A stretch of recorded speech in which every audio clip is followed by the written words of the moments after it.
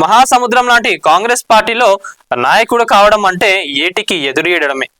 గెలిచి నిలవాలంటే ఎన్నో అవరోధాలు ఎదుర్కోవాలి, అందరినీ కలుపుకుపోవాలి, అందరి చేత నాయకుడని జేజేలు కొట్టించుకోగలగాలి.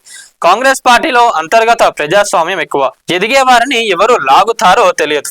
కాంగ్రెస్ పార్టీలో ఒకటి ఏంటంటే ఇప్పటికి కూడా కాంగ్రెస్ ఇప్పుడు ప్రజాప్రభుత్వంలో మనం చూసుకున్నట్లయితే కొన్ని ఇష్యూస్ ఉన్నాయి వీళ్ళకి. ఎట్లా అంటే రేవంత్ రెడ్డి గారైనా కానివ్వండి, మంత్రులు ఎవరైనా కూడా కానివ్వండి, కొంతమంది కాంగ్రెస్ లో వీళ్ళకి ఇప్పటి నుంచేలనే కాదు, అదేందో మరి వాళ్ళ ఆచారమా ఏందో తెలియదు, కానీ వీళ్ళ నాయకుల పైన వీళ్ళే విమర్శలు చేసుకుంటారు.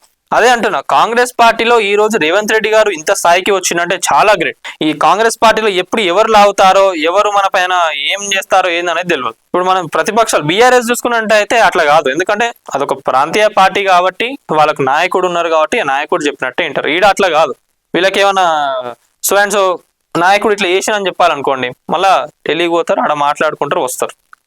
ఈడ ప్రభుత్వం ఎట్లా నడవాలి ఏందనేది వీళ్ళు ఆలోచించారు. ఎంతసేపు వాళ్ళ లాభాలు, వాళ్ళ ఆస్తులను ఎట్లా కాపాడుకోవాలి, వాళ్ళ ఆస్తులను ఎట్లా పెంచుకోవాలనే దానిపైనే కాంగ్రెస్ లో కొంతమంది నాయకులు ఆలోచిస్తారు. వాళ్ళ వల్ల కాంగ్రెస్ లో ఉన్న మంచి నాయకులు కానివ్వండి, వీళ్ళందరూ ఏమవుతున్నారంటే బ్యాక్ స్టెప్ లో పోవాల్సి వస్తున్నది.